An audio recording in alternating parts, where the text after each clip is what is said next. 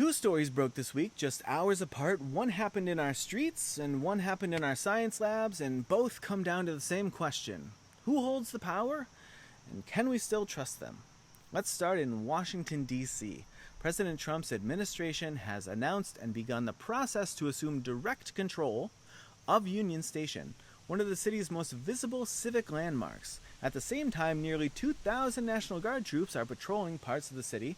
Photos now show them armed, stationed near key sites like Union Station, and the D.C. National Guard reports directly to the president, while additional Guard units, deployed from other states, are operating under state control but coordinated with federal agencies.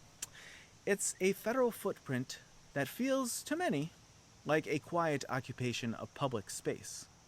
Legally, the president can take emergency control of DC's police force, but only for 30 days, unless Congress extends it. And when civic space becomes militarized under prolonged federal direction, it's not just a policy decision, it's a constitutional signal. James Madison warned us in Federalist 47 that the accumulation of executive, legislative, and judicial power, all in the same hands, may justly be pronounced the very definition of tyranny. The founders expected ambition to check ambition. But what happens when ambition moves unchecked? Now to the second story. Just weeks after taking the job, CDC Director Susan Monterez was abruptly fired by the White House. She wasn't accused of misconduct, but within 48 hours, multiple senior CDC officials resigned, citing political interference and a breakdown of scientific integrity. They pointed to sudden changes in vaccine policy, including a reshaped advisory board and revised recommendations on COVID protocols.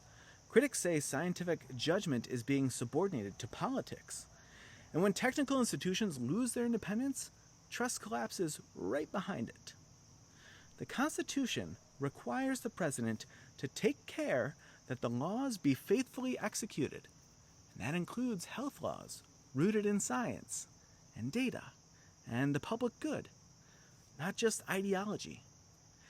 Alexander Hamilton in Federalist 70 defended a strong presidency, but only one answerable to the people.